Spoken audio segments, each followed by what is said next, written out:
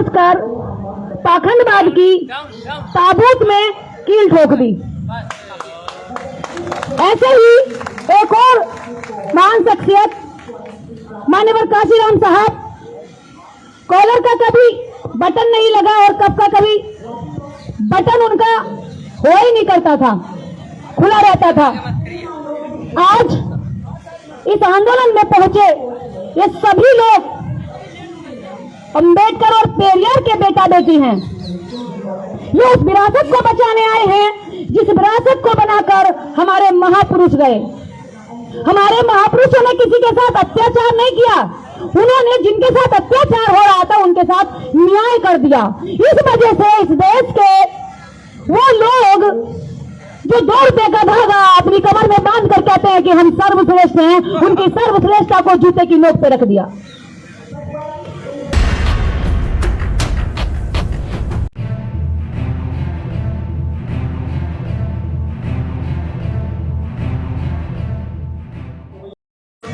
आज इस आंदोलन में पहुंचे मैं उन सभी लोगों का तहे दिल से शुक्रिया करती हूँ।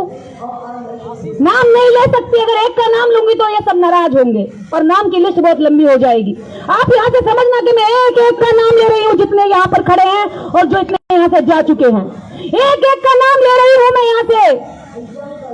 उन सब के लिए जो यहाँ पहुंचे और जिन्होंने बिना पहुंचे भी बहुत बड़े बड़े समर्थन और सहयोग भेजे, उन सबका मैं इस दिल की गहराइयों से स्वागत करती हूँ और अगले आंदोलन के लिए आप सबको चेताती हूँ, चेतावनी देती हूँ कि जाके सोना मत, अभी पहले लड़ाई है, आगे बहुत लड़ाई है, सोना नहीं है।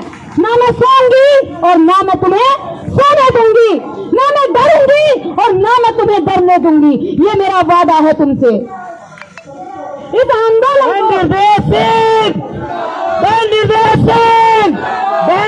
सिंह तुम संघर्ष करो, निर्देश सिंह तुम संघर्ष करो। Thank you. इस मंच पर जितने अतिथि उपस्थित थे, ये वो अतिथि नहीं थे, ये वो अतिथि थे जिन्होंने गांव-गांव जाकर, ये वो सारे अतिथि हैं जो एक रात पहले गांव-गांव जाकर लोगों को समझा रहे थे हम आपके मुद्दे की लड़ाई लड़ रहे हैं। ये वो अतिथि नहीं है कॉलर संभाल कर आगे कहीं दूर से गाड़ी में बैठकर, ये सारे वो जमीनी अतिथि थे जिन्होंने इस देश के दर्द को अपना दर्द मानकर रातों की नींद खोई है। तो मैं इन सबका तहे दिल से शुक्रिया अदा करती हूँ और इस आंदोलन की नींव बताती हूँ कैसे उत्पन्न हुआ, कैसे जन्मा।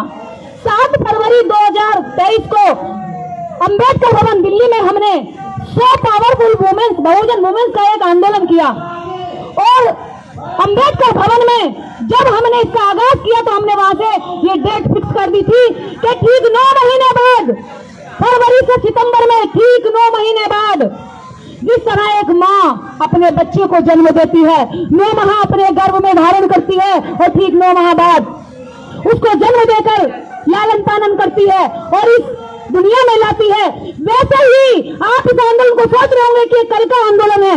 नहीं, इसकी नींव 9 माह पहले अंबेडकर भवन 7 फरवरी 2023 को डाल दी गई थी इसी दिल्ली की जमीनों पर। आज इस आंदोलन का वो बच्चा जन्मा है आज के आंदोलन के रूप में और मुझे खुशी है कि हम सब ने अपने दर्द और पीड़ा से इस आंदोलन जैसे बच्चे को जन्म दे दिया है।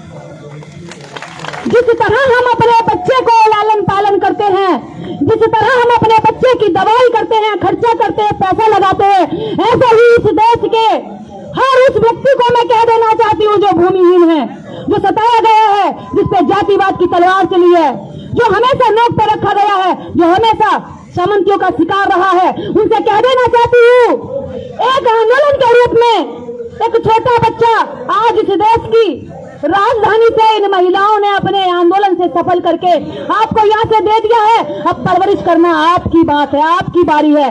मैं एक दिन भी नहीं रुकूंगी, हर दिन इन 2 मुद्दों को लेकर गांव-गांव जाऊंगी। देहात में खड़ा सबसे लास्ट का आदमी, उसको समझाऊंगी, उसको लेकर आऊंगी और ये काम करने वाली मैं अकेली नहीं, मेरे साथ इस काम को करने वाले लगभग कई हजार लोग हैं जिन्होंने इस मेहनत को करके ये साबित कर दिया कि हम सबका सपना इस समाज के लिए सपना है। हमारा सपना वो नहीं है कि हम कहें भैया हिंदू राष्ट्र बना लो, लेकिन सारा संविधान का जो लाभ है वो हम खा भी जाए, और जिनके लिए संविधान बना था कमजोरों के लिए, जब वो अपने संविधान अपने अधिकारों की बात करे तो कह दे भावना हाथ हो गई, मेरी भावना हाथ हो गई, मेरी भावना तो जमीन पर दिल मिला गई, मेरी जमीन पर भावना गिर गई। अरे भावना गिर जाती है, वो भावना हाथ गैंग इसी दिल्ली के अंदर सरपंच से जुदा कर दो जैसा नारा लगाकर 10 करोड़ का इनाम देती है। अरे शर्म नहीं आती उन लोगों को?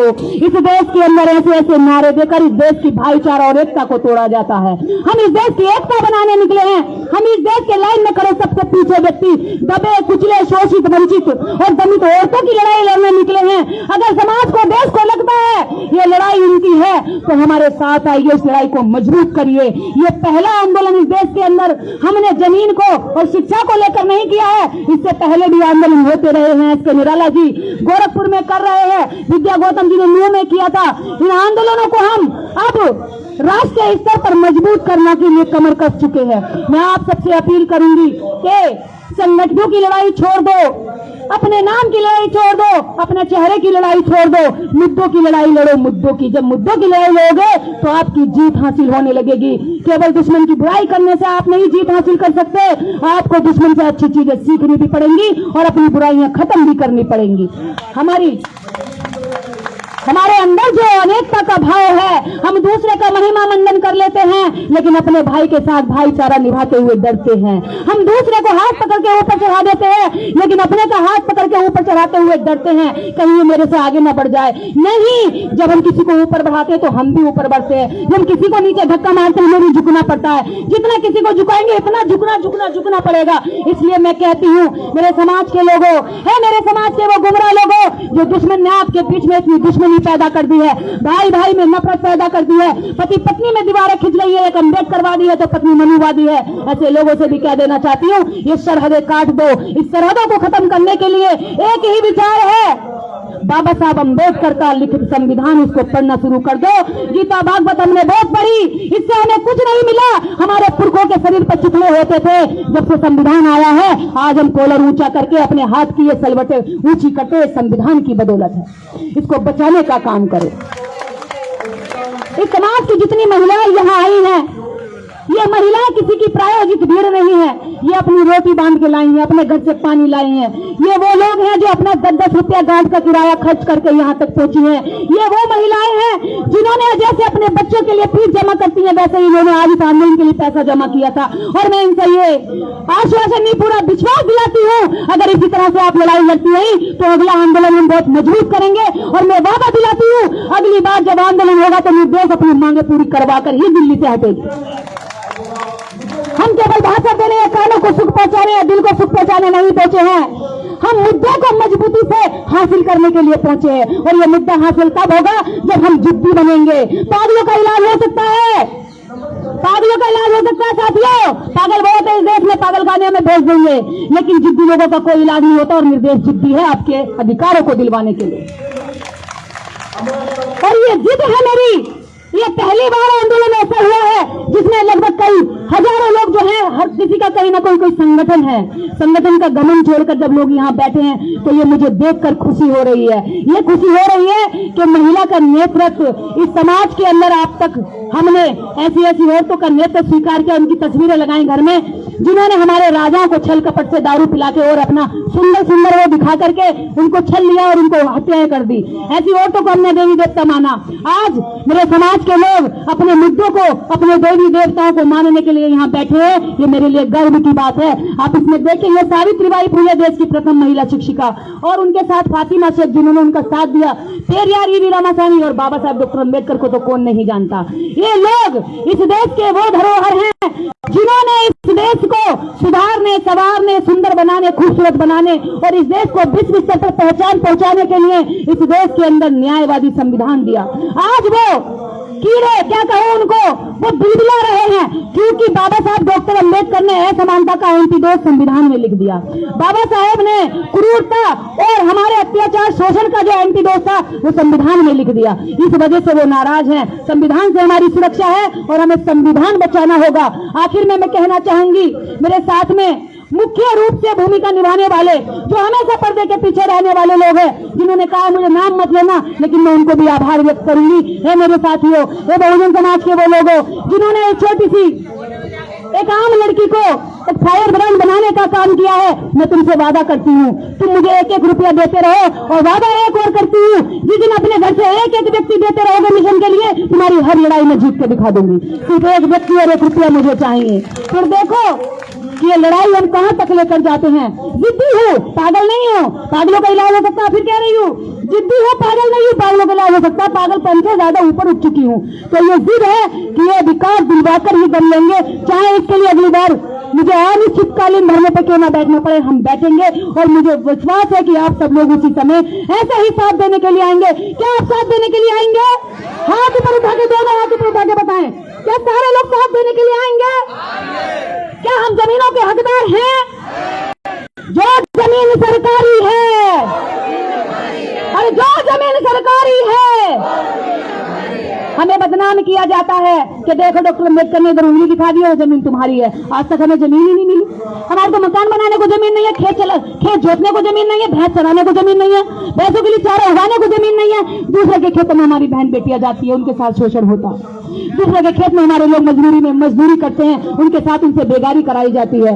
क्या हम इस देश के बासिंदे हो करके इस देश का हमारा कोई हक नहीं है? केवल हम इस देश में हाथ फैलाकर भीख मांगते रहे? शिक्षा के मामले में इस देश के अंदर सबसे ज्यादा शोषण हमारे लोगों का हो रहा है। जो इस देश के अंदर वोट परसेंट ज्यादा है, जिसकी संख्या ज्यादा है, जो तुम्हारे मंदिरों में घंटा बजाकर दुनिया भर का करोड़ों रुपया दान देता है, जो तुम्हारे यहाँ वोट देकर के तुम्हें नेता बनाता है, जो तुम्हारी कंपनियों, फैक्ट्रियों, सड़कों और ये भवनों बनाने में अपना श्रम देता है, उस व्यक्ति का, उस समाज का, उस लोगों का तुमने जी भर के शोषण किया। और तुम्हारी आगे भी यही मनसा है, लेकिन हमारी आंखें खुल चुकी हैं। अगर नहीं खुली तो हम खोलेंगे उनको, हम जाकर जगाएंगे कि ये जो अत्याचार हमारे साथ हो रहा है, तुम्हारा बच्चा अलग स्कूल में इंग्लिश पढ़ेगा और हमारा बच्चा अलग स्कूल में हिंदी पढ़ेगा। तुम अपने बच्चे को कहां से कबूतर, हमारे बच्चे को कहां से कबूतर पढ़ाओगे और अपने बच्चे को कहां से कंप्यूटर पढ़ाओगे? ये गद्दारी नहीं चलेगी। तुम हमारे बच्चे को हाथ से हल चलाओगे और अपने बच्चे को हाथ से हेलीकॉप्टर पढ़ाओगे, ये धोखाधड़ी अब नहीं चलेगी। तुम्हारा बच्चा हेलीकॉप्टर पढ़ता है तो हेलीकॉप्टर में बैठने के सपने देखता है, हमारे बच्चे को हल का सपना दिखा दिया और उससे कह दिया तू किसान बन जा, लेकिन किसान भी किसका? जमीन का मालिक कोई और, तू है चलाता रहे, हल चलाता रहे और बूढ़ा होकर एक दिन मर जा। ऐसे वादों के साथ, ऐसी झूठी बातों के साथ हमें अब आंखें खोलनी होंगी, हमें जागना होगा। और साथ ही साथ एक बात और यहां से आह्वान करती हूं, इस देश के अंदर, इस दिल्ली के अंदर जो इस मंच का आयोजन किया है, इस मंच के आयोजन में बहुजन बेटियों का हाथ है। इन बहुजन बेटियों को जो कहा करते थे कि ये तो शोषण के लिए बनी है, तो कीड़ी मकोड़ी, इनका तो कोई हक नहीं है, इनको क्या करना है, ये तो जब जवान होंगी तो हमारे हवस का शिकार बनेंगे। ऐसे लोगों के सामने मैं कह देना चाहती हूँ कि ऐसी ऐसी बेटियां अपने अपने जनपद में हजारों तैयार कर रही है। तुम्हारी नाक में न दम हो जाए तो कह देना। ऐसी ऐसी बेटियां तैयार करूंगी जिनको तुमने हमेशा कीड़ी मकोड़े समझा, उनको इतना बहादुर और बलवान बना के खड़ा करूंगी कि वो तुमसे सवाल करेंगे। अभी का सवाल नहीं, 5000 वर्षों का हिसाब करेंगे। और जब 5000 वर्षों का हिसाब होगा तो तुम पैर से लेकर सर तक हमारे कर्ज में डूबे निकलोगे, तुम हिसाब में कहीं पूरा नहीं कर पाओगे। तो मैं अब आखिर में अपनी बात को समाप्त करते हुए पेरियार की जयंती पर आप समस्त देशवासियों को